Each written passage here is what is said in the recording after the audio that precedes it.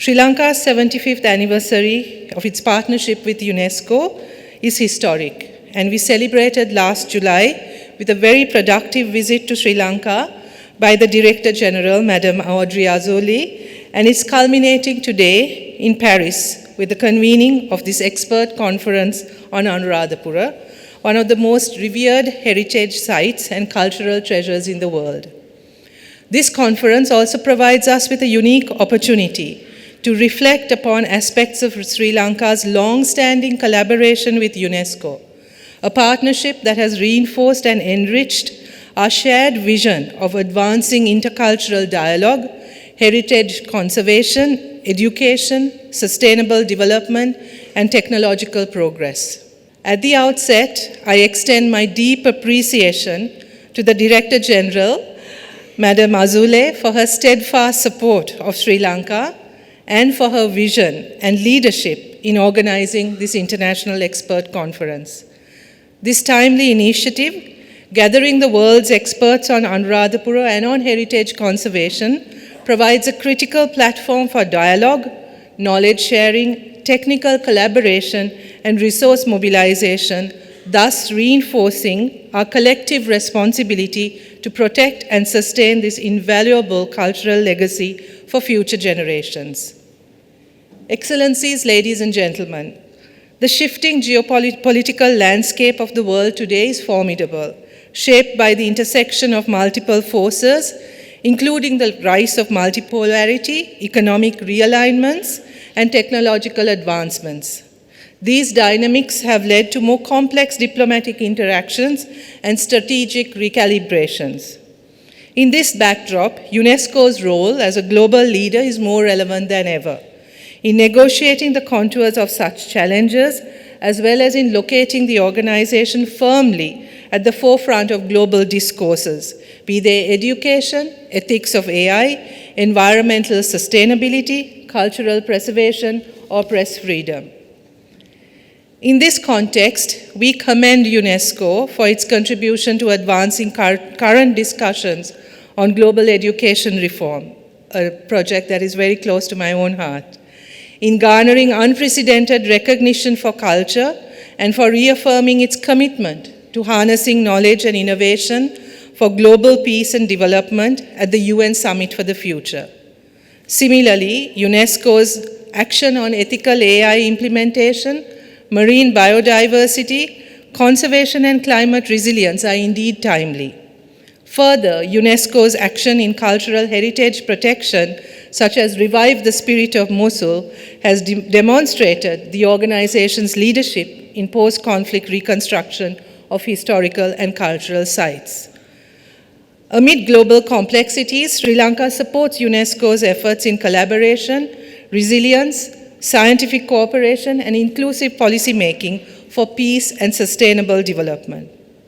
Ladies and gentlemen, in Sri Lanka, the ancient kingdoms of Anuradhapura and Polonnaruwa stand as remarkable testaments to refined aesthetics and cultural development of a highly advanced hydraulic civilization.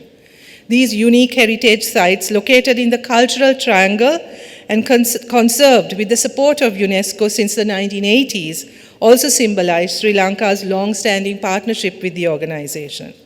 I wish to recall at this point the important contribution of Sri Lankan archaeologists and conservationists themselves to UNESCO's body of work on heritage conservation and management from the 1980s within the World Heritage Committee, ICOMOS, and ICCROM. Noteworthy is the outstanding contribution of the late Dr. Roland Silva, President of ICOMOS International from 1990 to 1999, and subsequently its President Emeritus, whose vision helped shape modern heritage conservation. I would be remiss in my duty if I do not place on record our gratitude for the enormous contribution of the former Directors General of UNESCO, particularly the late Amadou Mahathir Mbow and the late Frederico Meyer, towards the preservation of the historic sites of the Cultural Triangle, including Anuradhapura in the 1980s and the 1990s. I extend Sri Lanka's deep condolences on the passing of these two visionary statesmen last year. Excellencies, ladies and gentlemen, as we deliberate on the Anuradhapura Heritage Project, I want to give you a glimpse of the uniqueness and spirit of Anuradhapura. My earliest memories of Anuradhapura was as a child. Like most families in Sri Lanka, a trip to Anuradhapura was part of what we did during school holidays. I remember traveling to Anuradhapura in the early 1980s. The ride from Colombo took about 8 hours during that time, maybe even longer. Anuradhapura was not a bustling city then. I remember staying in my uncle's hospital quarters where he worked as a doctor, and I remember the excitement as a child of staying at one of the two rest houses, one adjoining the majestic Nuwara and the other the beautiful Tissa, two of the oldest hotels in Anuradhapura. I remember going at dusk to worship at Ruwanveli Saya, to the sacred Bo tree, to the Samadhi Buddha statue. Even as a child, I felt the magic of Anuradhapura, the sense of awe at the creativity and skills of our ancestors. As a young adult, I often went to Anuradhapura on work. This was in the 1990s, and Anuradhapura was beginning to change. The war that ravaged our country during that time had a huge impact on Anuradhapura.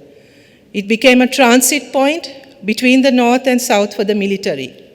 The sleepy district hospital that I remembered as a child expanded to accommodate military casualties and exigencies of the war. The town started changing from a somewhat laid-back town to a bustling urban city. During that time, Anuradhapura also became the target of terrorist attacks. Even sacred sites was not spared. The real tragedy of the war, however, was the emergence of border villages situated close to the war zone. Life in border villages was insecure, to say the least. In the district of Anuradhapura, these villages were mostly organized around Anuradhapura's vast irrigation network. People living in border villages usually spent the nights hiding in forests to avoid attacks. Of course, hiding in forests meant that you also had to protect yourself from wild elephants and other wildlife. Life in the border villages was precarity experienced in the most extreme sense. Today, Anuradhapura has grown beyond recognition. In the classical sociological sense, Anuradhapura is a unique mix of the sacred, activities belonging to the spiritual realm, and the profane, relating to the everyday and material realm. The farmer toiling in his rice fields or vegetable plot will stumble upon archaeological artifacts dating back several centuries. The precious water irrigating the fields is stored and distributed through an amazing irrigation system that deserves a special place in our conservation efforts and dates back thousands of years. Managing the irrigation system also requires archaeological skills. Water plays a special role in Anuradhapura, perhaps in Sri Lanka as a whole, whether for irrigation, building moats for protection, for everyday life, or as part of the landscape. The archaeological discoveries of highly decorative ponds that were built not just for beauty but for water sports underscores this close connection that people have with water and the attention that was paid to conserving, storing, and managing water. The bird life, the different flowers, unique to the brush and dryness of the area, the magic of flying fish in the moonlight, seeing the great stupas in the moonlight, the lakes shimmering with their glow. There is something magical about Anuradhapura that I have not experienced anywhere else. With daily pilgrims and tourists, Anuradhapura is also a vital agricultural hub, blending sacred sites with schools, hospitals, and markets. Its conservation is complex, yet essential. Anuradhapura's heritage is worth preserving not just for Sri Lanka, but for its universal value, as has been acknowledged by UNESCO. Current excavations suggest that Anuradhapura's earlier settlements date back as early as 900 BCE. There is evidence of the existence of a writing system, trade, the emergence of Buddhist monastic settlements, technological advances, system of social stratification, proving the existence of a sophisticated and cosmopolitan city. Central to this is city planning that marks Anuradhapura. The inner citadel, containing the essential components of power and authority, such as the royal palace, and services such as hospitals, cemeteries, and trade, leisure, and ritual sites. Outside by the city, by the vast reservoirs, were the agricultural settlements where the normal citizen dwelled. Between the city and agricultural settlements were Buddhist monasteries, where rather than the ritual aspects of religion, what was stressed was study and meditation. This suggests the existence of a very advanced and sophisticated culture. This sophistication is also evident in the attention to beauty, whether it is the magnificent reservoirs, majestic stupas, serene Buddha statues, beautifully crafted water facilities for leisure, intricately carved toilet pots, or the thoughtfully placed pillar or window framing a particularly enchanting view. Anuradhapura has always been a site of worship for Buddhists, not just from Sri Lanka, but all over the world. After all, a sapling of the sacred Bo tree under which the Lord Buddha gained enlightenment is one of the main pilgrimage sites in Anuradhapura. Hundreds of thousands of pilgrims visit Anuradhapura on religious holidays, and the needs of these pilgrims also need to be considered. These include accommodation, food, sanitation, etc. Anuradhapura has the potential to be a major tourist site, one that builds on its heritage value, attracting a particular type of tourist. It has the potential to be a major international site on education, research, and dissemination of archaeology, history, irrigation, and art. It is of value as a site of Buddhist learning, and this can also be expanded to the world. We are also very conscious that heritage, history, and archaeology has been weaponized in the past by racist groups to divide our people and for narrow political gain. My government rejects racism and is striving to acknowledge and celebrate the diversity of traditions and cultures in Sri Lanka and to bring people together. We firmly believe that history and archaeology can play a significant role in educating people about our common heritage and also how different traditions and histories have enriched each other. But all of this means managing different and perhaps even competing or conflicting interests. The lives of the present inhabitants of the city, its heritage and archaeological value, the needs of local and international tourists may not always be aligned. This is the challenge before us. Balancing the needs of Anuradhapura's inhabitants, heritage, and tourism is a challenge, but its importance is undeniable. Our proposal goes beyond Sri Lanka. It is about preserving global heritage. This requires sustained expertise, resources, and collaboration, making this conference crucial in uniting key contributors. Our government plans to develop 3 cities as heritage cities in Sri Lanka: Anuradhapura, Jaffna, and Kandy. We selected these cities for the moment because each of these cities represents what we think is a unique characteristic spirit that represents some aspect of the Sri Lankan identity.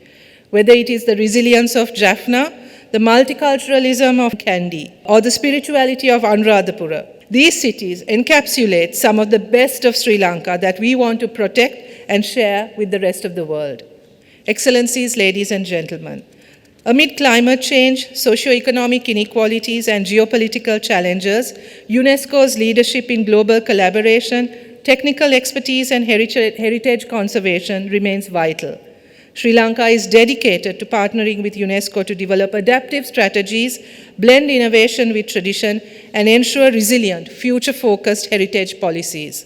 As a member of the Executive Board, Sri Lanka is actively engaged in contributing towards shaping UNESCO's policies, strengthening international cooperation, and ensuring that the organization's programs align with its constitutional mission. Sri Lanka champions intercultural dialogue, peace, and heritage preservation. Leading UNESCO's decision on the International Day of Vesak's annual commemoration reaffirmed our commitment to unity in diversity on the global stage. In keeping with this commitment, I am pleased to announce that Sri Lanka will today formally hand over the instrument of accession of the 2005 UNESCO Convention on the Protection and Promotion of the Diversity of Cultural Expressions. This important step underscores Sri Lanka's dedication and commitment to safeguarding cultural diversity, promoting artistic freedom and expression, and ensuring that all cultures have equal opportunity to flourish in an interconnected world. Before I conclude, allow me to take this opportunity to extend my deep appreciation once again to the Director General and to the member states of UNESCO, the President of the General Conference, the Chairperson of the Executive Board, and the Assistant Directors General and the Secretariat for their steadfast support, cooperation, and collaboration in supporting Sri Lanka's continued efforts in delivering on the dynamic mandate of UNESCO, and for their able stewardship of UNESCO's program of work. I would also like to thank our Ambassador to France and Permanent Delegate to UNESCO, Manisha Gunasekara, for her tireless efforts on behalf of Sri Lanka and particularly the Anuradhapura Heritage Project. Today's initiative thrives on the dedication of stakeholders, experts, and international donors. I thank all who contributed to the success of this conference and look forward to its outcomes and Sri Lanka's continued collaboration with UNESCO. Let us aspire not only to preserve our shared heritage, but to ensure that it continues to inspire, educate, and unite generations to come. செய்திகளை உடனுக்குடன் தெரிந்து கொள்ள உடனே subscribe பண்ணுங்க.